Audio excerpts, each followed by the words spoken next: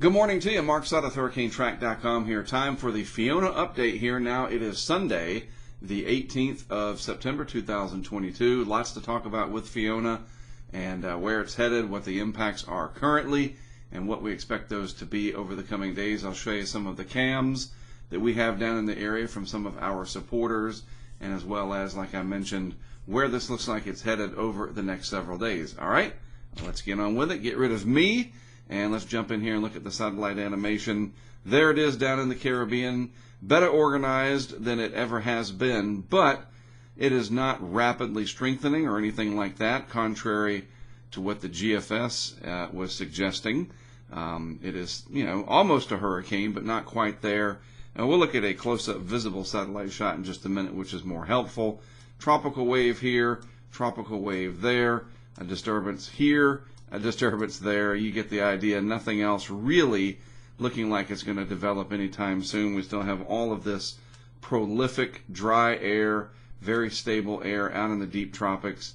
And so Fiona is the only area that we have to worry about right now. And we certainly have our hands full with that, especially for our friends down here in the Caribbean. One item of note, look at that burst of thunderstorms right there, and it's trying to wrap around that center of circulation. And that's a sign that it is trying to get better organized, but there is still some dry air down here getting pulled in. Might be some downsloping wind coming off of Puerto Rico. Puerto Rico is not flat like South Florida. If you've never seen Puerto Rico, it's kind of hilly, mountainy. Is that a word, mountainy? It is now. And no, it's not completely flat, and you get this elevation down here. I mean, it doesn't have 10,000-foot mountains like parts of Hispaniola, but there is some elevation change, and the wind is coming across.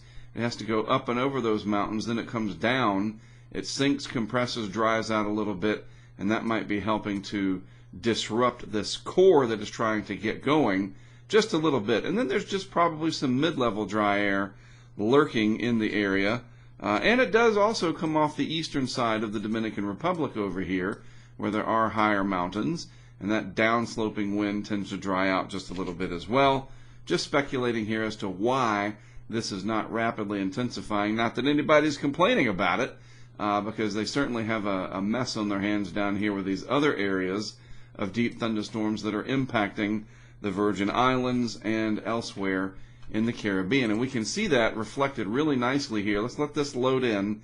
It is a 100-frame sped up radar animation here, courtesy of Dr. Mark Nissenbaum over at Florida State University. I love this radar animation, and you can really see, especially in this long-term trajectory of it, again, 100 frames going back several hours, the gradual progression there towards Puerto Rico with the overall circulation. But that last couple of frames there, it looks like the bottom half, the southern half, has become more exposed and open, maybe some dry air getting in there. But look at that one area. Let me stop it right at the end if I can get it to do so. Yeah, right there. That's a pretty good little area right there that could rotate back around later. The worst of the winds are going to be felt right down here, generally speaking. But a few of these heavier bands coming up in here through the Virgin Islands. There's Vieques right there. San Juan's located right up in here, roughly. And there's the radar itself right there. That's where the radar dome is located. And remember, Maria, back in 2017, destroyed the radar down in Puerto Rico, and it took a little while to get it back. Now, luckily, it is back so that we can see what is happening. But again, let's put this into motion and take me off of there again and just show you what that progression has been. These rain bands moving up into the Virgin Islands, into Puerto Rico. The heaviest hasn't reached Puerto Rico yet. That's coming. And the flooding potential, remember I talked about the downslope flow this way. Well, you also have the upslope flow coming this way, where the circulation is coming onto the island, and eventually it'll switch out to the east over here, and that moisture gets pushed up over the hilly terrain over here, and it lifts it. We call that orographic lift, and that lifting mechanism helps to wring out that moisture even more, and we could be looking anywhere from 15 to 20 inches of rain across portions of Puerto Rico, and that could cause some serious flooding concerns. I'm going to show you a really neat map. In fact, let's just do it now on the track map. and I'm going to be able to change the background of this and show you a little bit about what the topography of Puerto Rico looks like. But first, here is the track map for the next several days. We get this data, of course, from the National Hurricane Center, and it is plotted by the ever-talented Will Woodgate, one of our Patreon supporters who designed this for us, this whole system here, in cooperation with several of our other back-end team. And it is fantastic. It really allows us to zoom in, see what's going on. Everything's interactive. I certainly love it. But there's the headline. It is nearing hurricane strength, and it is getting better organized. But like I said, luckily, as we saw, it is not rapidly organizing. All right? So let's zoom in just a little bit here. I want to show you a couple of things. First of all, let's do a little bit of geographic lesson learning here, whatever for you. Look at that. So that's 1,074 meters. That's a little over 3,000 feet.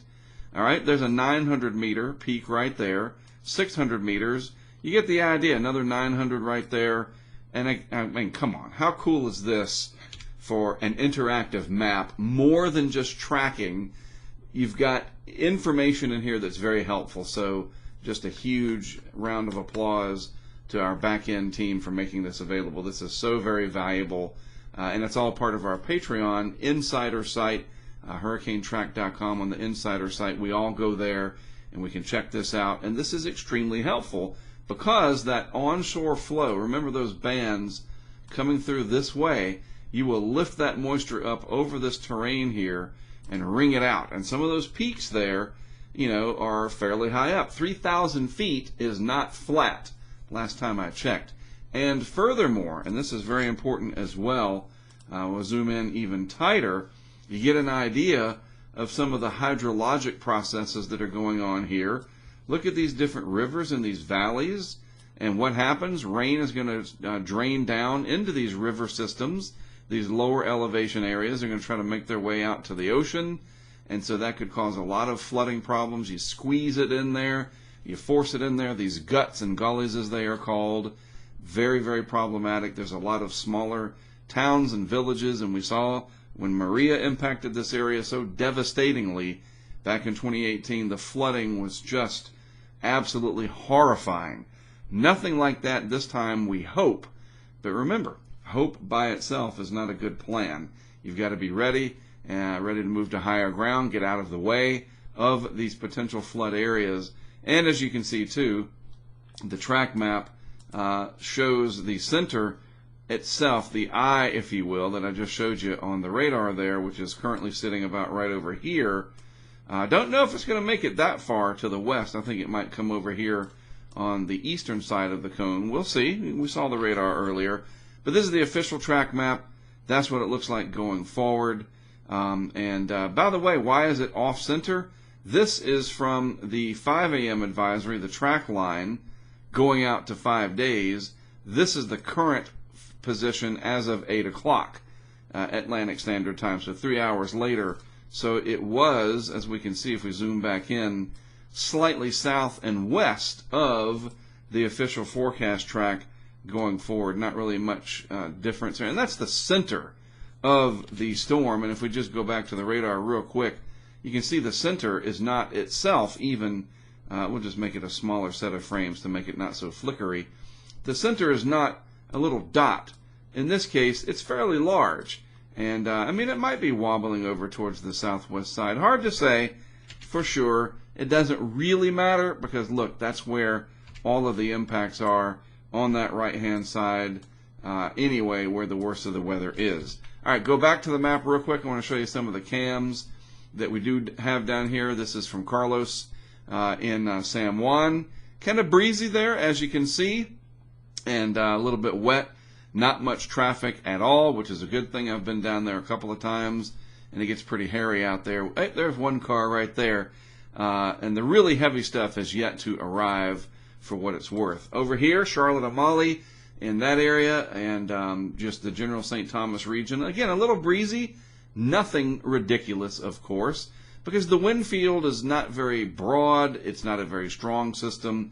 And the heaviest of the wind readings, the highest wind readings, are going to be in those heavier rain bands. This is what it looks like down at the port. This pair of cameras supported by our good friend Timothy down there. Really appreciate it. Finally, Brent and his camera here over in the Virgin Islands in the Cruz Bay area in St. John. A little bit of a raindrop right on the lens there. And if we go full screen, you can see not too bad. A little bit of wave action right down here. But look, there's that hill country that I'm talking about. The hilly terrain, the windy roads through here, and also down there. You can't see them, but there's these little guts and gullies that run through. I'm just kind of speculating where they might be. Brent actually has a GoPro system, one of our patented GoPro systems, so to speak.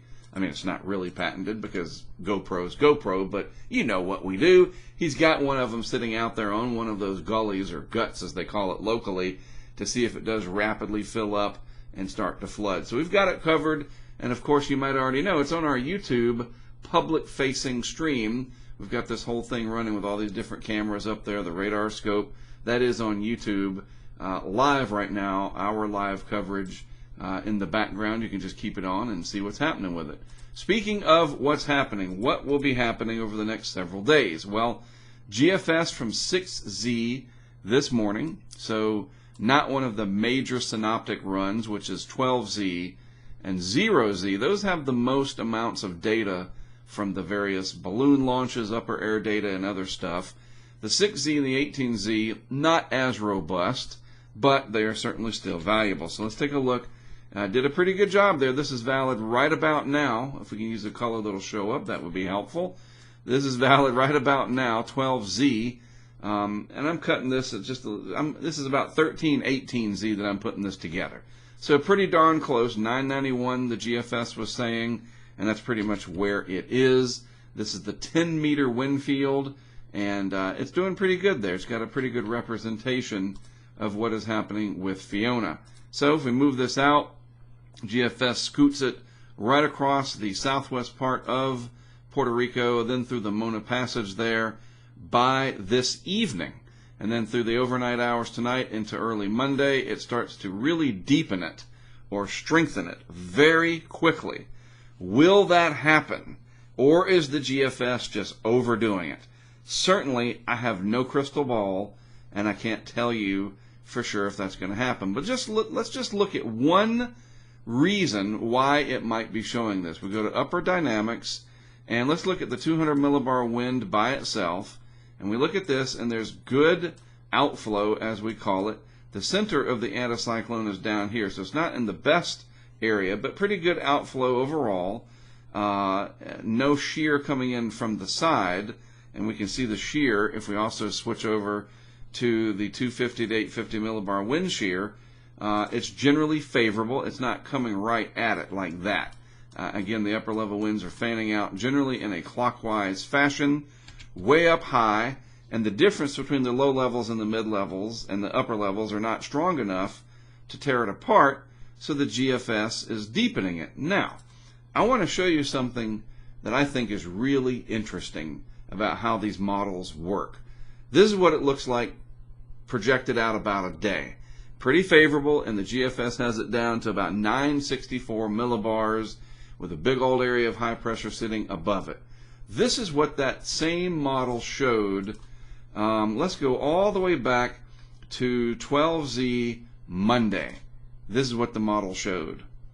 It wasn't even close. That's very interesting.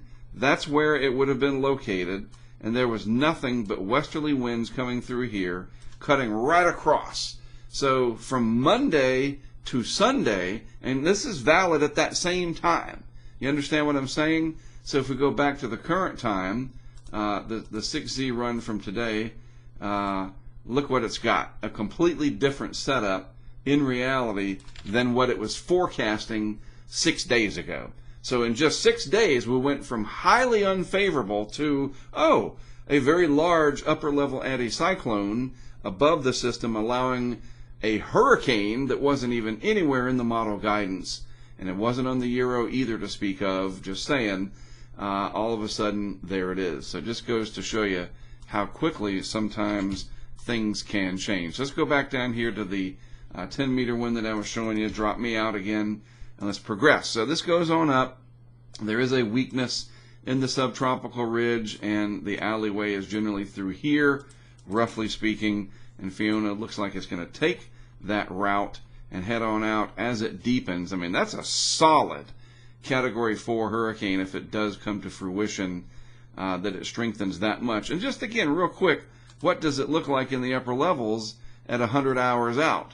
Well, fairly favorable overall, especially to the north. The air really efficiently getting evacuated right there. It comes up and out, and this is just a real quick, fast exhaust system. And there's another one right there, these little channels, if you will, pulling the air out as the surface brings the air in. Very interesting, and again, hats off for complimenting people. I'm going to compliment Dr. Cowan for allowing us to be able to jump around the different frames here and look at the layers of the atmosphere. All right, I'll stop geeking out and continue on with it. There's Bermuda right there. I'll leave the crossbar right over the top of it there, and we'll move this using the keys on the keyboard. That's pretty close. By Thursday night into Friday, you would have hurricane force wind at the surface. Remember, this is 10-meter wind. All right, so this would put Bermuda on the ugly side of this hurricane in about 5 days, a little under 5 days, and then it moves on out after that into the North Atlantic. Real quick, what does the H-WRF? This is a specific model developed just for tropical cyclones. It is a nested grid model. It is not a global model, so to speak. It's not going to tell us in this situation what's happening in Japan and elsewhere. They do run them for different cyclones, yes, but this is specifically for Fiona, so it's focused right in on it. And here we go. So this is what it shows. Again, pretty close. 990 is what it was predicting right about now. And then this moves up pretty darn close to the GFS, to the southwest corner of Puerto Rico. The core avoiding, it looks like, Punta Cana over here in the eastern part of the Dominican Republic, as it does. And by the way, this is called the Mona Passage right through here. A lot of cruise ships will come right along the coast here and then head over to San Juan. Shouldn't be any out there right now, that's for sure. And it goes on up and strengthens very quickly as the GFS shows. And this is 58 and then finally 72 hours out there. Not quite as strong as the GFS, but still, and there it is. Now it starts to get strong there in the 940 millibar range. Mid to upper 940s. That's getting it. Solid Category 3, maybe 4 at that point. And then this heads on up into the Atlantic there. And there's Bermuda finally showing up here over to the right. Also, this is the 10-meter wind. And in this scenario, Bermuda is only in tropical storm force winds. I say only. And the hurricane force winds do get closer there. The hurricane force winds, again, outstanding. The legend is so important on a map, and all these purples here, that's your hurricane force winds. They do scrape Bermuda from the south, according to this one particular run of this one model. So we're going to have to watch this closely for a lot of reasons. We got friends there, supporters, lots of people that watch what we do. We know the owner of the Swizzle Inn. If you've ever been to the Swizzle, a awesome place there, not far from the airport and Grotto Bay. All of that area could be rocking pretty hard if this comes to pass. So today, obviously Caribbean still, Virgin Islands, and over towards Puerto Rico. The biggest threat that I see here is the rainfall, the wind. I mean, that is not a big problem. Yes, you're going to knock some trees down, some limbs, trees that'll fall over, some power outages. That can all be remedied pretty quickly, but the flooding with more than a foot of rain could be very, very problematic, and that could last for a while, a matter of a couple of days as all that water has to run off. So we will certainly be hoping for the best for our friends down there in Puerto Rico especially. All right, several people emailing me over the weekend. They love the coverage that we do. They want to join our Discord. This is how you do it. We are supported every bit of this through crowdfunding. We are in the age of crowdfunding. You guys know exactly what that is now. That's no longer an alien term. It's what? It's crowd who? No. You know what it is, and it's all through Patreon. Patreon supports a lot of different artists and musicians and bloggers and podcasters, and those of us in the weather community. We've been doing it for about 4 years now, robustly, and that is how you join if you're so inclined. Patreon.com/HurricaneTrack, or just download the Patreon app, and you get access to our Discord server, our live cams 24/7. We have an exclusive podcast series called Stories from the Hurricane Highway. It's a really neat look back at my career and those interactive maps. It's all built and supported by our community, which is you that are watching. So if you're in the position, look, it's $4 a month for entry level. You get access to Discord, and at $10 a month, you get access to everything else, and it goes from there. And you can move around as your budget allows. You're not locked in. Patreon, very flexible with that, and it's very, very interactive. I couldn't be happier with it. So that's how you get to be a part of it if you want to. All right? Enjoy the live coverage. It's an awesome thing that we're doing, even though I'm here in Wilmington, North Carolina. We've got coverage down there. We're posting videos on our Discord from our community that lives down there as well. And we're just doing what we can. It's a remarkable thing. As negative as the internet can be, I think we're making good use of it. All right? Well, let me make use of it and get this video online for you all. Have a great rest of your Sunday. Thanks as always for tuning in. Again, I am Mark Sudduth for Hurricane Track. I'll be back with you tomorrow morning.